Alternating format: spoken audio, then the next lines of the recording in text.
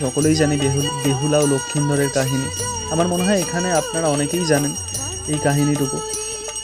একটাই কথা বলবো, মাকে আমি জানি না কতটা কি করতে পারলাম পুজোয়। ভুল ত্রুটি হয়তো কিছুটা হয়েছে, আবার নাও হতে পারে।